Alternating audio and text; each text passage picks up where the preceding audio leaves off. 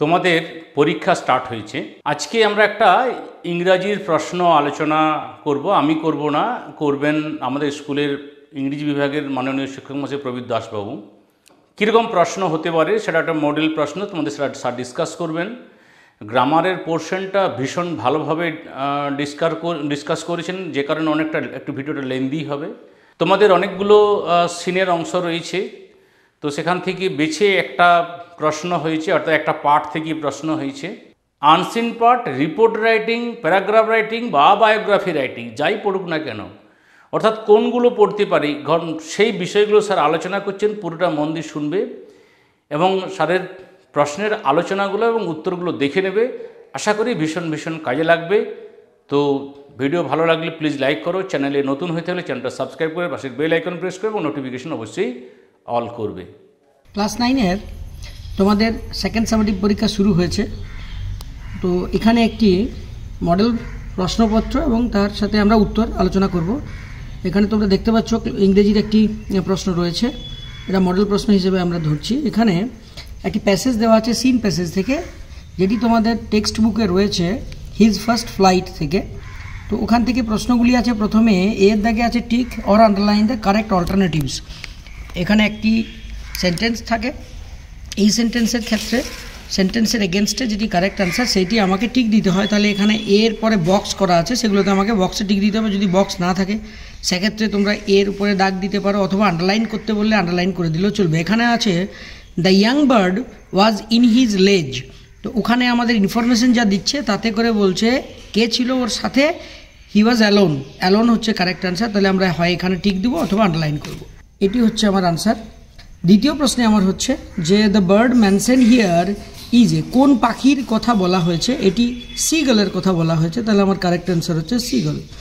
তারপরে তৃতীয় প্রশ্ন রয়েছে the parents of the young seagull had taught his siblings. কী শেখাচ্ছিল না, শেখাচ্ছিল আর্ট অফ কী করছিল ওখানে, যে কিভাবে উড়তে হয় এবং কিভাবে মাছ ধরতে দুটো। তাহলে আর্ট অফ ফ্লাইংয়ের কথাটা আমরা এখানে, আমার ওইটি অপশানে আছে, আমি এটাতে কারেক্ট অ্যান্সার দেবো। এটাতে কারেক্ট হচ্ছে। 4 নম্বরে আছে when is elder brother caught his first herring. Herring এক বিশেষ ধরনের মাছ, সেটার কথাই বলা হয়েছে এখানে। তাহলে যখন তার বড় ভাই মাছ ধরছিল সেই সময় 4টে অপশানে আছে কি করেছিল তার বাবা মা, না তার বাবা মা তাকে his parents took pride in him. এইটি হচ্ছে কারেক্ট আনসার। এখানে আমাদের রয়েছে শেষের দিকের আনসারটাতে আমরা দেখতে পাবো প্যারেন্টস সার্কেল অ্যারাউন্ড প্রাউডলি। এটি গেল এর দাগের উত্তর। বি এর দাগে আমাদের দেওয়া আছে ট্রু অর ফলস স্টেটমেন্টের জন্য টি ফর ট্রু এবং এফ ফর ফলস স্টেটমেন্ট। এখানে তোমাদের কিন্তু কোনো চাওয়া হয়নি স্টেটমেন্টের এগেনস্টে কোনো লাইন বা সেন্টেন্স তুলতে হবে না, শুধুমাত্র ট্রু ফলস লিখে দিলে হবে বা টিএফ লিখে দিলে হবে। সেক্ষেত্রে প্রথম সেন্টেন্সে বলা আছে the young seagull was confident about the ability of his wings to help him to fly. এখানে কনফিডেন্টের কথা বলা আছে, সে কনফিডেন্ট ছিল তার ডানার ও শক্তির উপরে, যে সে পারবে উড়তে। এই কথাটি এই সেন্টেন্সটির মানে। অ্যাকচুয়ালি আমাদের সেন্টেন্স ইনফরমেশন যেটা আছে সেটা কিন্তু ভুল। তাহলে এটি আমার এফ লিখবো আমি ফলসের জন্য। দ্বিতীয় সেন্টেন্সে বির দাগে আছে, দেখো the young seagull's parents guided and improved his siblings in the art of flying. এটা দেওয়া আছে। তাহলে এখানে কি বলেছে, guided and improved his siblings. তার সন্তানদেরকে সে গাইড করছিল এবং তাদের ভুলভ্রান্তিগুলো ইমপ্রুভ করে দিচ্ছিল। এখানে আমাদের ইনফরমেশনে দেওয়া আছে যেটি, সেটি ম্যাচ করছে। তাহলে আমরা এখানে টি লিখব ট্রু। সি এর দাগে seeing the vast expanse of the sea the young bird felt elated to jump. এখানে ইলাটেড বলে একটি শব্দ ব্যবহার করা হয়েছে এখানে, ফেল্ট ইলাটেড। অ্যাকচুয়ালি টোটাল সেন্টেন্সটাই ম্যাচ করতে পারে তোমাদের সিন প্যাসেজে, কিন্তু একটা ছোট্ট শব্দ এখানে এই সেন্টেন্সটাকে অর্থটাই পরিবর্তন করে দিয়েছে। যেটার অর্থ হচ্ছে, এখানে আমাদের ইনফরমেশন বলছে যে ইনফরমেশনে আমাদের রয়েছে সে ভয় পেয়েছিল, অ্যাফ্রেড। এর কন্ট্রাডিক্টরি শব্দ প্রায় আমি এখানে দেখতে পাচ্ছি ইলাটেড। ইলাটেড মানে হচ্ছে অহংকার করা বা বোস্টফুল, এই ব্যাপারটা আসছে। তাহলে আমার এটা কিন্তু ফলস স্টেটমেন্ট। তাহলে আমি এফ লিখছি। The parents of the young seagull were obvious of his state the day before. The day before এর কথা বলেছে। তাহলে কি বলেছে, যে ওর যে প্যারেন্টস রয়েছে ইয়াং সিগুলের, তারা oblivious of his state the day before, তার আগের দিনের ক্ষেত্রে সেটা কিন্তু ম্যাচ করছে না আমার, তার জন্য এখানে আমার ফলস স্টেটমেন্টের জন্য আমি এফ লিখছি। এরপর আমরা চলে যাব পরের পাতাতে। এখানে দেখো দেওয়া আছে তোমাদের সি এর দাগে fill in the following chart with information from the sake. এরকম চার্ট থাকতে পারে, স্টেটমেন্ট রিজন থাকতে পারে, কজ ইফেক্ট থাকতে পারে। তা আমাদের এখানে স্টেটমেন্ট রিজন আছে, আমরা দেখব স্টেটমেন্টগুলো দেওয়া আছে, আমাকে রিজন এর বের করতে হবে। এখানে স্টেটমেন্টে দেওয়া আছে দ্য ইয়াং সিগুল বিকেম অ্যাফ্রেড, ভয় পেয়েছিল। কেন ভয় পেয়েছিল? আমার ইনফরমেশন যা দিচ্ছে তাতে করে ওখানে বলা আছে he felt certain that his wings would never support him. তার এটা মনে হয়েছে ওখানে যে এই জন্যই সে ভয়টা পেয়েছিল যে তার ডানা তাকে সহায়তা করতো না। দ্বিতীয় প্রশ্নের স্টেটমেন্টে বলেছে the parents circle around proudly, গোল গোল করে ঘুরছিল বেশ পোস্টফুলি। তো এখানে রিজন কি, কেন তো ঘুরছিল? কারণ দেয়ার এল্ডার সান, ওই যে ওর ভাইয়ের কথা বলা আছে যে হেরিং ধরছিল তার কথা, তাহলে ওই অংশটা আমি তুলব। Their elder son catch is first herring, এটি হচ্ছে এর রিজন যার জন্য ওরা পোস্টফুল ছিল। এরপরে একটি আনসিন প্যাসেজ রয়েছে, সেম প্যাটার্নের প্রশ্ন তোমরা পেতে পারো। এখানে ফলস স্টেটমেন্টের জন্য সাপোর্টিং জায়গা চেয়েছে, সেন্টেন্স দিতে হতে পারে বা ফ্রেজ দিতে হতে পারে। সেক্ষেত্রে আমরা এই প্যাসেজটা পড়ে সঠিক উত্তরটি করব ট্রু বা ফলস, এবং সাথে সাথে সাপোর্টিং স্টেটমেন্ট হিসাবে হুবহু লাইন এখান থেকে আমি তুলব যতটা প্রয়োজন। এখানে রয়েছে সি এর দাগে কিছু কোয়েশ্চেন রয়েছে, সেই কোয়েশ্চেনগুলির উত্তর তোমাদেরকে দিতে হবে আনসিন প্যাসেজ পড়ে। আমরা এই জায়গাটা স্কিপ করে যাব, পরে আমরা সোজা চলে যাব গ্রামার পোর্শনে। এখানে গ্রামার অ্যান্ড ভোকাবুলারিতে রয়েছে আমাদের, আমরা প্রথমে দেখতে পাচ্ছি ডু এস ডাইরেক্টেডে আমাদের এখানে প্রশ্ন রয়েছে। এখানে এর প্রশ্নে রয়েছে চেঞ্জ দ্য ভয়েস দিয়েছে, লিভ এ স্পেস। এই সেন্টেন্সটি হচ্ছে একটি ইম্পারেটিভ সেন্টেন্স। আমরা এটাকে দুভাবে করতে পারি, একটা আমরা লেট দিয়ে করতে পারি, আর একটা আমরা ইউ আর অর্ডার্ড দিয়েও করতে পারি। আমরা শুরুতে দেখিয়েছি let A space B let, অর্থাৎ এই সেন্টেন্সের স্ট্রাকচার অনুযায়ী লেট বসবে, তারপরে আমার অ্যাক্টিভ ভয়েসের যেটি অবজেক্ট ছিল সেটি এখানে সাবজেক্ট হিসাবে বসবে, একটি বি বসাবো, এবং মেন ভার্বের যেটি প্রথমেই সেন্টেন্সে থাকবে তার পাস্ট পার্টিসিপল ফর্ম দিয়ে আমরা করব লেট দিয়ে। অথবা আমরা আরেকটা করতে পারি ইউ আর অর্ডার্ড, তারপর এই ফ্রেজটি তোমাদেরকে মুখস্থ করে নিতে হবে, ইউ আর অর্ডার এই কথাটি, তারপরে একটি টু যোগ করে যা থাকে হুবহু প্রশ্নে আমি তুলে দিলেই চলে। এটা তুলনামূলক সোজা, লেটটা একটু জটিল তুলনামূলক, কারণ এটাকে আমাকে একটু মনে রাখতে হয়, কিন্তু দুটোই সোজা প্রায়। বিয়ের দাগে আমরা দেখতে পাবো এখানে মোড অফ ন্যারেশন চেঞ্জ করতে বলা আছে। আমি এখানে ডবল ইনভার্টেড কমার ভিতরে আছে, তার মানে এটা আমাদের ডাইরেক্ট ন্যারেশনে রয়েছে, আমাকে ইনডাইরেক্ট ন্যারেশনে এটা করতে হবে। এখানে ওয়েফেয়ারার্সের কথা বলা আছে, দ্য ওয়েফেয়ারার্স সেড, এরপরে ডবল ইনভার্টেড কমার ভিতরে দেওয়া আছে does the road wind awful all the way, জিজ্ঞাসা চিহ্ন, অর্থাৎ ইন্টারোগেটিভ সেন্টেন্স, এবং ইন্টারোগেটিভ সেন্টেন্সটি শুরু হয়েছে তোমাদের এখানে দেখো একটা অক্সিলিয়ারি ভার্ব দিয়ে, অর্থাৎ আমার এখানে কনজাংশন হিসাবে আমরা অক্সিলিয়ারি ভার্ব থাকলে ইফ বা ওয়েদার বসাতে পারি, দ্যাট আমার এখানে বসবে না, তাহলে আমার সেটি খেয়াল রাখতে হবে। এবং সেটি কখন বসবে? ঠিক উপরের আগের সেন্টেন্সটা যেখানে আমার শেষ হচ্ছে তারপরেই ওটা কনজাংশন বসে বাকি পার্টটা আমাদেরকে লিখতে হয়। আমরা লিখেছি দ্য ওয়েফেয়ারার্স আক্সড, যেহেতু ইন্টারোগেটিভ তাহলে আক্সড, এখানে ইনকোয়ার্ডও করা যায়, এনকোয়ার্ড করতে পারো তোমরা।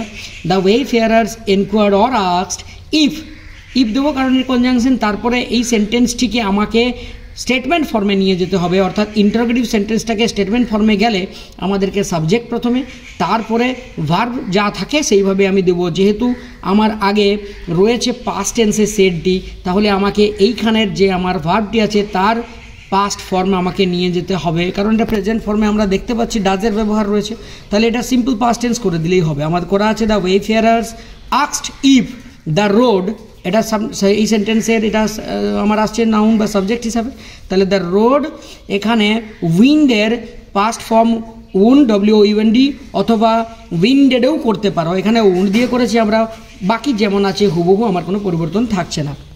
তারপরে ট্রান্সফর্মস ইন্টু নেগেটিভ সেন্টেন্সে রয়েছে, এখানে একটা পজিটিভ সেন্টেন্স রয়েছে, সেটাকে আমাকে না বাচক বাক্যে বা নেগেটিভ সেন্টেন্সে পরিণত করতে হবে। তাহলে আমার সেন্টেন্সটি পড়তে হবে ভালো করে। কী লেখা আছে? It is always difficult, always ডিফিকাল্টের কথা বলা আছে, মানে সব দিনই এটা জটিল।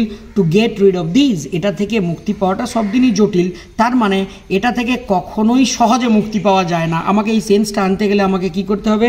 It is never easy to get rid of this. আমি এখানে ডিফিকাল্ট ইজি করে দিলাম এর অপোজিট ওয়ার্ড দিয়ে, আর তার আগে যে অ্যাডভার্বটি অলওয়েজ দেওয়া ছিল সেই অ্যাডভার্বটারও আমি পরিবর্তন করে দিয়েছি।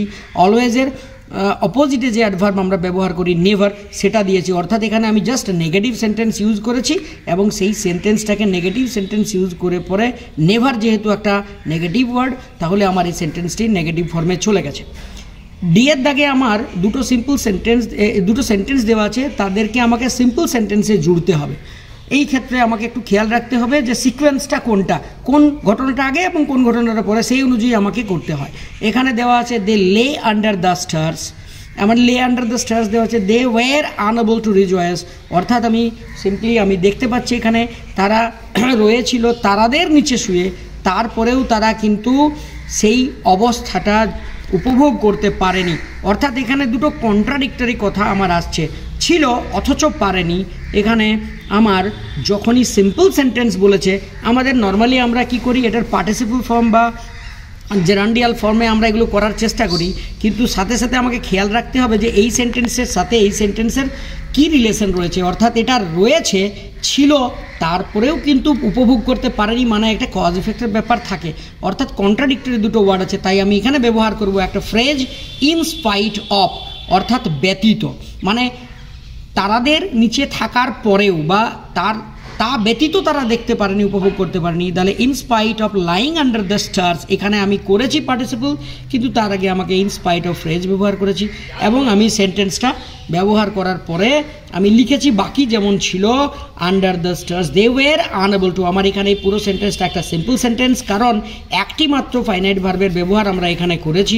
এখানে লাইং যেটা লে ছিল সেটা আমার পার্টিসিপল ফর্ম হয়ে গেছে, আর পার্টিসিপল আমরা কিন্তু অ্যাকশন ভার্ব হিসাবে আমরা ব্যবহার করি না, ঠিক আছে, নন ফাইনাইট ভার্ব হিসাবে বা ইনফাইনাইট ভার্ব হিসাবে আমরা ব্যবহার করে থাকি। তাহলে আমার এটি একটি সিম্পল সেন্টেন্সের উদাহরণ আমার আছে।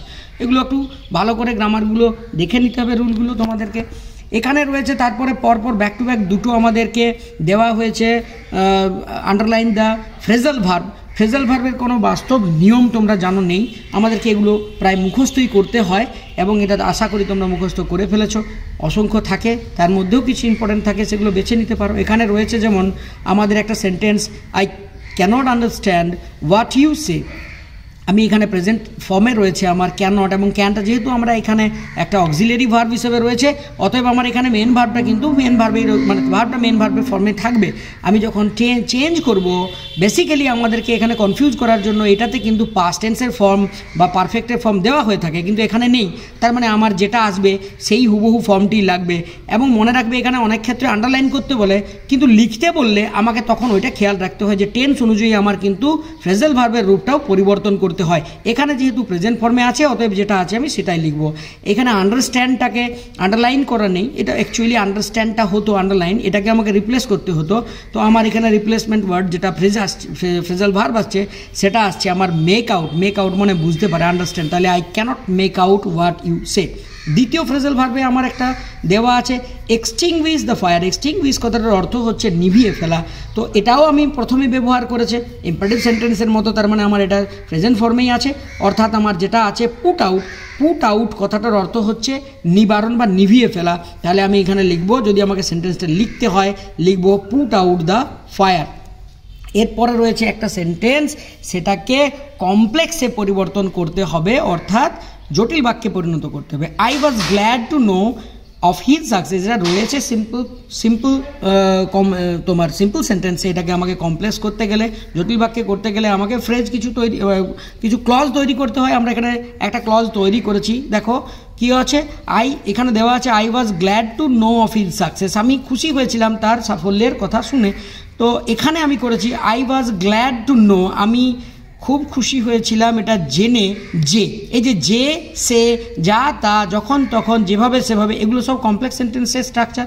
তাহলে আমার এখানে যেটি, ওটা নো ভার্বটাকে এখানে ইন্ডিকেট করে লেখা আছে যে I was glad to know that he became successful. কেন বিকেম না, এখানে ওয়াজের ব্যবহার রয়েছে, এখানে নো ছিল কারণ এখানে টু প্রিপোজিশন ছিল, এটা ইনফিনিটিভ করা ছিল। এখানে কিন্তু আমার যেহেতু টু প্রিপোজিশন রয়েছে, এখানে রয়েই গেছে, এইখানে আমার পরিবর্তনটা ভার্বে করতে হয়েছে, কারণ এদিকে একটি ক্লজ রয়েছে, এদিকে একটি ক্লজ রয়েছে। এটা আমি যদি প্রিন্সিপাল ক্লজ ধরি, এটা আমার সাবঅর্ডিনেট ক্লজ, কিন্তু হলেও প্রিন্সিপাল ক্লজের টেন্স ফলো করে আমাকে সাবঅর্ডিনেট ক্লজটাকে আসতে হয়। তাহলে এখানে আমার বিকেম করেছি, বিকেম সাকসেসফুল, সাকসেস ছিল এখানে সাকসেসফুল করা হয়েছে।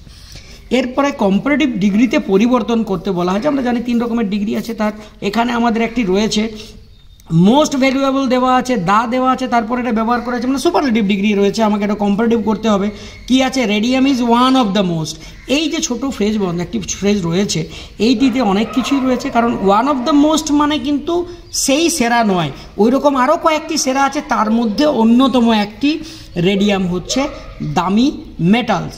অনেকগুলি দামি মেটালস রয়েছে, রেডিয়াম তার মধ্যে একটি দামি মেটাল, সেজন্য ওয়ান অফ দ্য বলেছে। তাহলে আমি যখন কম্পারেটিভ করব তখন আমি কিন্তু বেটার দেন বা মোর ভ্যালুয়েবল দেন করে দিলে আমার ভুল হয়ে যাবে। তাহলে আমাকে করতে হবে কি, ওইটা শুধু মোর ভ্যালুয়েবল না করে এটা করব, কিন্তু আমাকে ওয়ান অফ দ্য মোস্টের জন্য আমাকে একটা ফ্রেজ ব্যবহার করতে হবে, যার নাম হচ্ছে আমার এখানে মেনি আদার মেটালস রয়েছে। দেখো, the radium is more valuable than many other metals. এটা সুপারলেটিভে যদি সিম্পল একটাই থাকতো তাহলে এনি আদার লিখে দিতে পারতাম, কিন্তু আমার আছে ওয়ান অফ দ্য, তার জন্য আমি এখানে মেনি আদারে দিয়েছি, কারণ এর মতো আরও কিছু দামি ভ্যালুয়েবল বা দামি মেটাল রয়েছে সেই জন্য।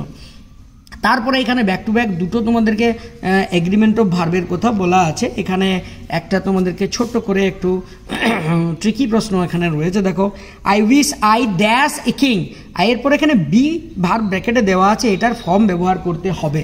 আমরা এখানে ওয়ের ব্যবহার করেছি। বেসিক্যালি ফার্স্ট পারসন সিঙ্গুলার নাম্বারের পরে বি ভার্বের রূপ আইদার অ্যাম হয় অথবা ওয়াজ হয়, এখানে প্রেজেন্ট ফর্মে রয়েছে। আমি কিন্তু ব্যবহার করেছি ওয়ের, কেন না এটা একটা কন্ট্রাডিক্টরি কথাবার্তা, এমন একটা শব্দ এখানে আমরা ব্যবহার করেছি, বা গ্রামারের এমন একটা টার্ম আমাদের এখানে ব্যবহার হয়েছে যেটাকে আমরা সাবজেক্টিভ মুড বলে থাকি। সাবজেক্টিভ মুডে আমার কন্ট্রাডিক্টরি শব্দ থাকে, যদি হতে পারতাম। এখানে রয়েছে ওয়ের, তাহলে আমরা মানে এমন একটা কল্পনা যেটা বাস্তবে কোনোদিন সফল নাও হতে পারে, সেই ধরনের ক্ষেত্রে আমরা ওয়েরের ব্যবহার করি। আই উইশ, আমি আশা করি যদি আমি পাখি হতাম, যদি পাখি হতাম মানে আমার এমন এক কল্পনা, আমি মানুষ, আমি পাখি হতে কোনোদিনই পারবো না, অর্থাৎ এটা বাস্তবে পরিণত হবে না, অতএব ওয়ের দেওয়া আছে এখানে। So I wish I were a king, ঠিক আছে, এখানে রয়েছে আমি বাস্তবে কিংয়ের কথা বলা আছে। এটা বার্ড থাকতে পারে, অন্যান্য কিছু থাকতে পারে, তোমরা দেখে নেবে সেটা। দ্বিতীয়তে দেখো দেওয়া আছে মাইন্ড বলে একটা ভার্ব দেওয়া আছে। হি অলওয়েজ, লেসনের ক্ষেত্রে third person singular number always একটা অ্যাডভার্ব দেওয়া আছে, টাইম অ্যাডভার্ব। বেসিক্যালি আমরা এটা প্রেজেন্ট ইনডিফিনাইট টেন্সের ক্ষেত্রে ব্যবহার করে থাকি, সিম্পল পাস্টে ব্যবহার করতে পারি আমরা, কিন্তু আমরা এখানে যাব সিম্পল প্রেজেন্ট ইনডিফিনাইটে বা সিম্পল প্রেজেন্টে। তাহলে হি অলওয়েজ মাইন্ডস করবো, কেননা he third person singular number, ভার্বের সাথে এস বা ইএস যোগ হবে। He always minds his lesson, এটা রয়েছে তোমাদের। এরপরে রয়েছে দেখো কিছু কিছু শব্দ রয়েছে এখানে দেওয়া, যেগুলির অর্থ একই ধরনের, সিনোনিম রয়েছে আনসিন প্যাসেজে, সেগুলো তোমাদেরকে খুঁজে বার করতে হবে। শেষের পোর্শনে আমরা আসি। এখানে আমাদের